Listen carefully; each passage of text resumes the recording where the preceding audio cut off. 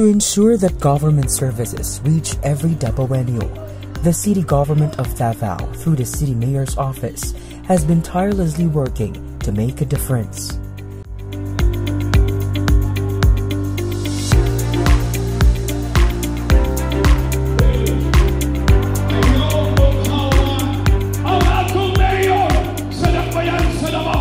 Ang importante lang magidaan ng tanan, pag-abot sa mga panginahanglan ninyo sa inyong barangay, mga problema ninyo sa inyong komunidad, kinahanglan maabot sa barangay kapitan ninyo. Na may mga kagawad, na may purok leader, na may barangay kapitan. Kung naa may problema sa inyong lugar, kinahanglan mo storya mo. Dili pwede nga ang gobyerno magtagna-tagna bitaw. Kidaghan na may ginatanaw ng mga problema god diri sa tibok syudad nato. So ako hangyo tagain mi sa oportunidad na mapakita namo nga mahimo na mo trabaho. Pero bago ta moabot na kailangan ang partisipasyon ninyo mga tao.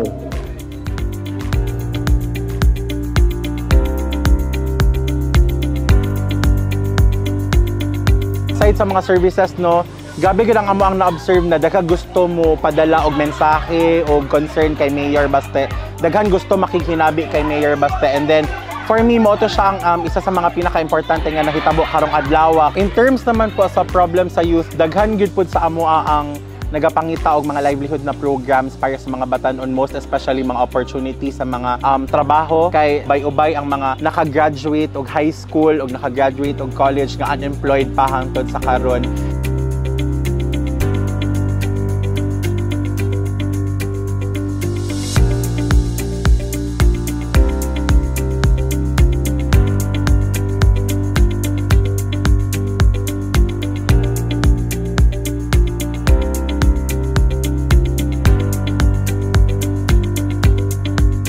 Sulit yun, natubag yun alos ang natubang yun ang mga taong nanginanglan.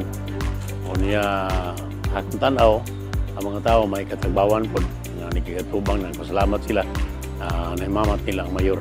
Ako, una kay Mayor Baste, nagpasalamat din ko nga giarihan din sa barangay, kayano po nga kinaiya, inato rin nga kinaiya, ako salamat kayo. Magkikimamat yung mga tao nga nasa ubos, ako nagpasalamat kayo ko sa mga pamilyang Duterte. Together, we are making government services more accessible, ensuring that no Dabawenyo is left behind. This is the Barangayan Serbisyo Publiko of Government Services, bringing the heart of the city to you.